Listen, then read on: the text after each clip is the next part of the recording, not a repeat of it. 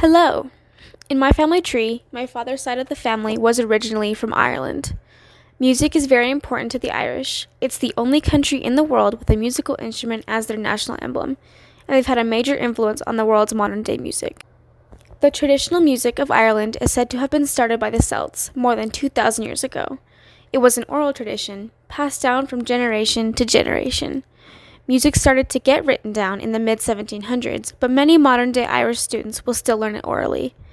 Traditional music was mostly played and enjoyed by the common people, but it has since been adopted as Irish culture rather than just being considered peasant culture. The Irish has music for every occasion, like for singing, dancing, and performing. They also have tons of traditional instruments. The harp is one of the more popular instruments. After all, it is the national emblem. It was brought to Ireland by the Celts, who originally found it in Egypt. It's carved out of a block of wood, and it has 47 strings. Chieftains and nobles hired musicians to play in their houses.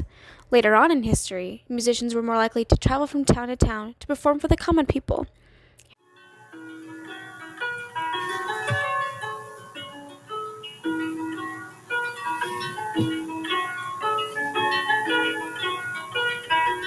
The Irish is credited with the creation of the jig.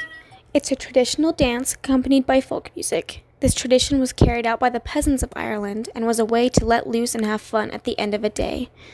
Musicians would travel from town to town sharing their music. They would play the fiddle, the flute, the whistle, and the harp. The fiddle is also known as the violin.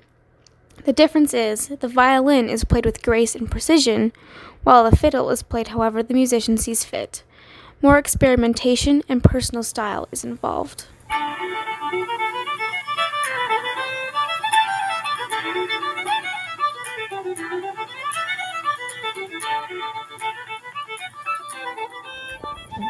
The flute was introduced around the same time. It was originally made out of wood, but is now made out of steel. The whistle is made out of tin, and it has a high pitch.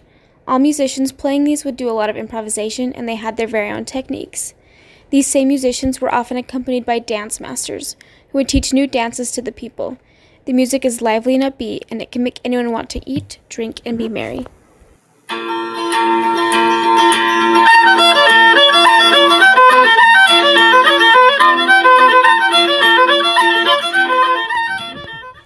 Irish music has a worldwide influence. Due to the potato famine of 1845, over 1 million refugees moved to different countries and brought their music with them. There was a resurgence of Irish folk music in the United States, bringing back the music and instruments, which, unfortunately, had been fading out of existence. Their folk music heavily influenced American folk music, and both are still popular today.